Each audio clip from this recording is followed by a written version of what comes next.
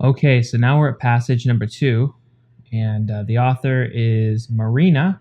So we want to take note of that. And this is written The Nature of the Future. Okay, this passage from the social structured world. So we want to bracket that. I'm not sure what that means, so we'll put a little question mark. We know it was written recently, and so why don't we begin the article? So Marina, the author, states visitors to the Soviet Union in the 60s and 70s marveled at the gap between what they saw in stores, which was empty shelves, things no one wanted, and what they saw in people's homes. Okay, nice furniture and tables filling with food. So now the author poses this question: what filled the gap?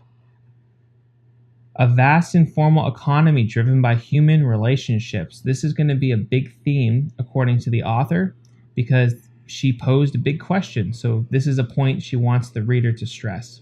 Through which people traded resources, created values. The Soviet people didn't plot how they would build these networks.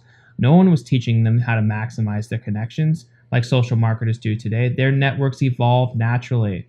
Okay, so we talked about what filled the gap. It was these networks, and now we're explaining how the networks evolved naturally. So we'll combine these ideas together, and whenever we can, we want to ensure we're following the ideas. Now the author brings us to today. Around the world, we're seeing a new kind of network, relationship-driven economies, individuals joining forces, filling the gaps. Again, the gaps. This is the third time the author mentioned the gaps. So let's stress that.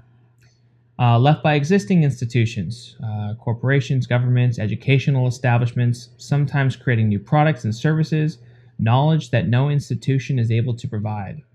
Empowered by computing and communication technologies. Okay, so this is how we're filling in the gaps today. It's through technology. Okay, that have been steadily building village-like networks on a global scale. All right. Next paragraph, the author states, new technologies. Okay, so again, we're talking about technology. This is going to be a major theme. Are inherently social and personal. I don't know what she means by that. They help us create communities around interests, identities, common personal challenges. All right. They allow us to gain direct access to worldwide community of others. They take anonymity out of economic transactions. So this is just a bunch of examples. We have eBay, Twitter streams, Facebook, YouTube. This is how we're fueling this new economy today. It's through technology. Okay, so let's move on.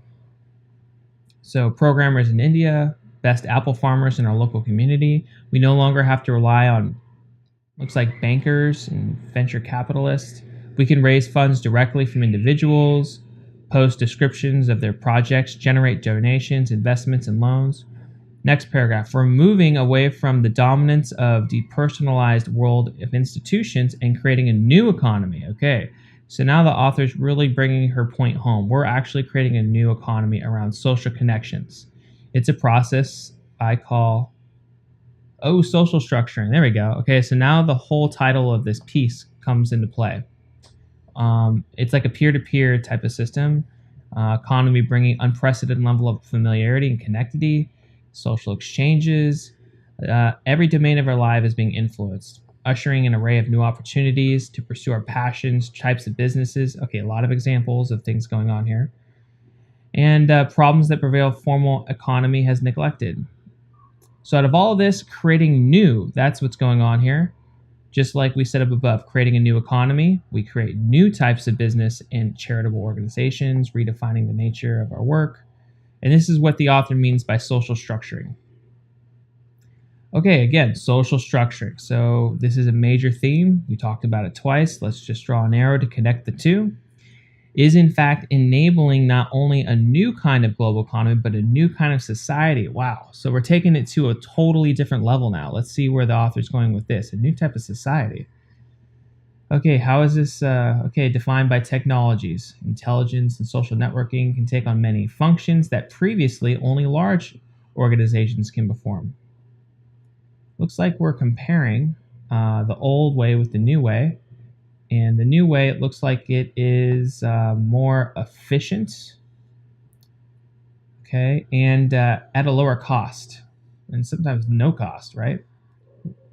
So that's the difference between the new and the old. Social structuring, there's that word again, is opening up a world with my colleagues Jacques and Bob, hopefully I pronounced that right, of an impossible future. I wonder what she means by that. Let's find out. A world in which a large software firm can displace by weekend software hackers, orchestrated social movements bring down governments. Okay, got it. They threaten many established institutions, offer opportunities to individuals, empowering themselves.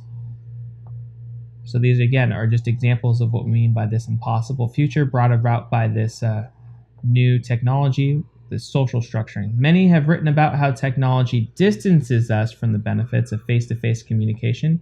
So this is a counter-argument. And let's see what the author does with this counter-argument. I think those are important concerns. Okay, so she acknowledges them.